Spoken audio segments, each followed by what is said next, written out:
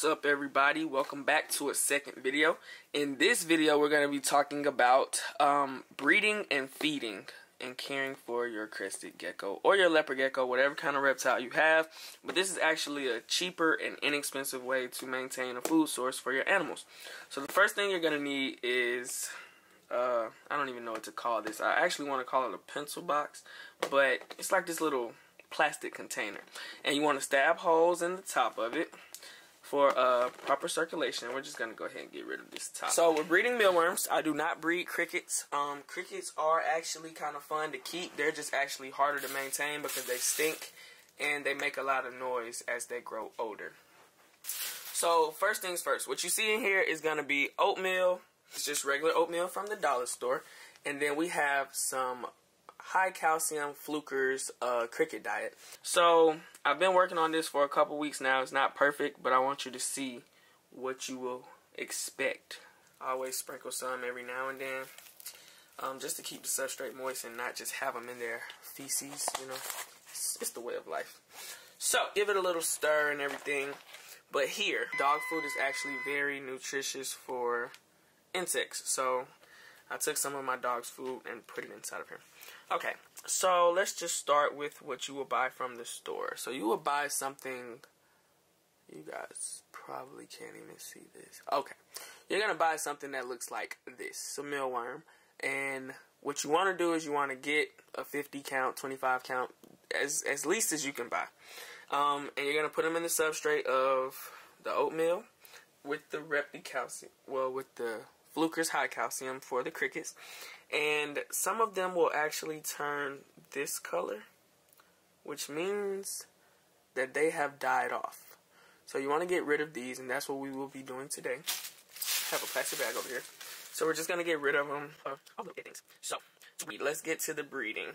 So you have one mealworm just like this. You let them sit.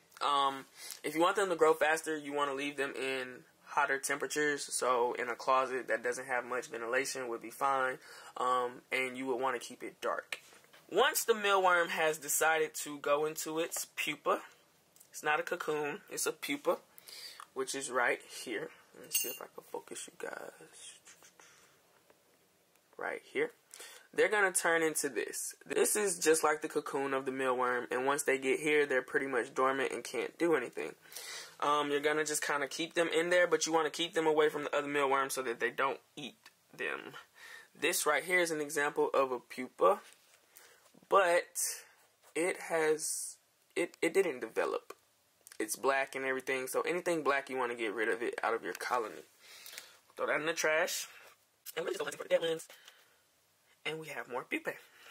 So, your third stage is going to be your beetle, right here in my hand. So mealworms are actually beetle larvae, and he's trying to crawl through my hand. Hold on, give me 1 second. Okay, so right here,